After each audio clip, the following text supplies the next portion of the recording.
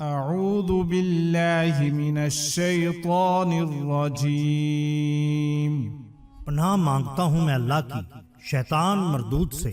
بسم اللہ الرحمن الرحیم، اللہ کے نام سے جو بہت مہربان اور نہایت رحم والا ہے۔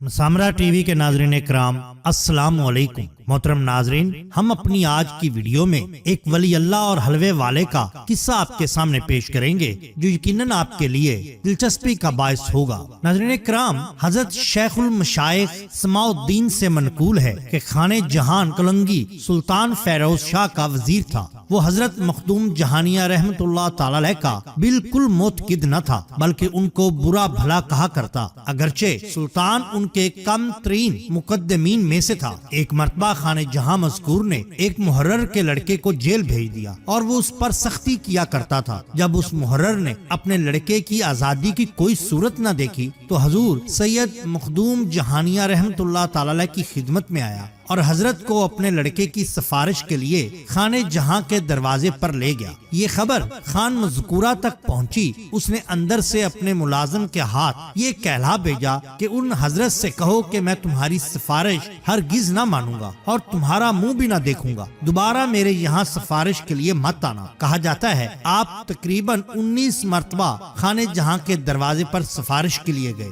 اور وہ ہر مرتبہ یہی جواب دیتا، یہاں تک کہ جب 20ویں مرتبہ پھر سفارش کے لیے گئے تو اس نے اندر سے کہلا بھیجا کہ حضرت آپ کو سمجھ نہیں آتی کہ میں اتنی مرتبہ آپ کو جواب دے چکا ہوں، لیکن پھر بھی آپ میرے پاس چلے آتے ہیں۔ حضرت سید مخدوم جہانیہ رحمت اللہ تعالی نے کہا، اے عزیز، میں جتنی مرتبہ آتا ہوں مجھے جواب ملتا ہے، مگر مظلوم کا مقصد پورا نہیں کر پاتا کہ اس مظلوم کو تمہارے ہاتھوں رہائی دلواؤں اور تم کو ثواب پہنچاؤں۔ خانِ جہاں مذکور نے جب یہ بات سنی تو اپنا سر ننگا کر لیا، گلے میں ایک رسی باندھی اور حضرت کے قدموں پر گر پڑا اور وہ رسی آپ کے ہاتھ میں پکڑا دی اور کہنے لگا کہ میں آپ کا سگ ہوں اور آپ میرے مالک ہیں۔ اس طرح وہ آپ کا مرید ہو گیا اور اس مظلوم کو خلعت اور گھوڑا دیا اور رہا کر دیا۔ اس نے کافی نذرانہ حضرت سید مخدوم جہانیہ رحمت اللہ تعالی علیہ کو پیش کیا۔ حضرت نے وہ تمام نذرانہ مظلوم کو ہی دے دیا اور اپنے گھر چلے آئے۔ بالکل اسی طرح بیان کیا جاتا ہے کہ ایک اللہ والے تھے، لوگوں سے قرض لیا کرتے تھے، اور جب وہ بیمار پڑے تو لوگوں کو فکر ہوئی کہ حضرت جی کو اتنی رقم دی ہے، یہ رقم تو حضرت جی کے ساتھ ہی جا رہی ہے، کریں تو کیا کریں۔ لوگ جمع ہو گئے، حضرت جی منہ لپیٹ کے چادر اوڑھ کے لیٹ گئے۔ یہ لوگ سب حساب کیے بیٹھے ہیں کہ اتنے ہزار چاہیے، اس کو اتنا پیسہ چاہیے، اور سب سوچ رہے ہیں کہ اگر حضرت جی نے آنکھ بند کر لی یعنی وفات پا گئے تو ہماری رقم تو گئی۔ تھوڑی دیر میں ایک معصوم بچے کی آواز آئی، وہ حلوہ بیچ رہا تھا۔ جب وہ گھر کے قریب آیا تو یہی بزرگ جو چادر اوڑے لیٹے تھے چادر پیچھے ہٹائی اور کسی خادم سے کہا کہ اس حلوہ بیچنے والے کو بلا کر لاؤ۔ وہ جو لوگ بیٹھے تھے کہنے لگے، اجی ہم تو قرضے کی آس میں بیٹھے ہیں۔ حلوے والا آ گیا، اس سے پوچھا کہ یہ حلوہ کیا بھاؤ ہے؟ بھاؤ کیا بتاؤں؟ فرمایا کہ اچھا یہ سارے کا سارا حلوہ تول دو۔ وہ بچہ تو بڑا خوش ہوا کہ میں سارا دن گشت کرتا اور حلوہ بیچتا، آج ایک ہی جگہ سارا بک گیا۔ اب جب اس نے حلوہ تقسیم کر دیا اس نے کہا، حضور پیسے؟ وہ چادر اوڑھ کر دوبارہ لیٹ گئے۔ یہ لوگ جو تھے یہ تو بڑے پکے تھے، مگر یہ بیچارہ تو معصوم تھا۔ اس نے تھوڑی دیر کے بعد رونا شروع کر چلانے لگا، ایڑیاں رگڑنے لگا، میری اماں کیا کہے گی، میرا ابا کیا کہے گا، میرے سارے حلوے کے پیسے جو ہیں تو غائب ہو گئے۔ اور وہ بزرگ دل کے اندر رو رہے ہیں۔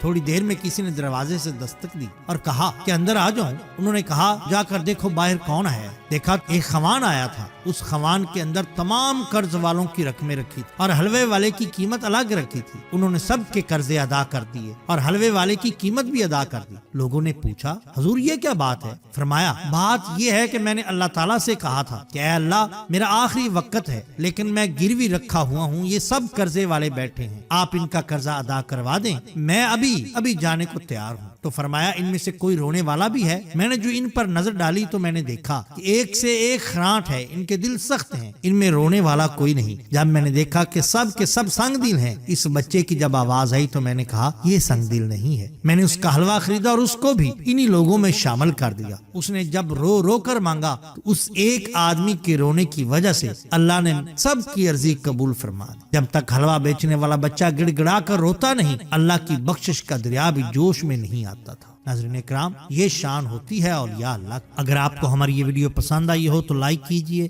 سبسکرائب کیجئے ہمارے چینل مسامرہ ٹی وی کو، تاکہ ہم آپ کے لیے اور بھی بہترین ویڈیوز لا سکیں۔ اپنے دوستوں کا، گردنوا کے لوگوں کا بہت خیال رکھیے۔ اللہ اور اللہ کے رسول صلی اللہ علیہ وسلم سے بیعت محبت کیجئے۔ آپ کا بہت شکریہ۔ اللہ حافظ۔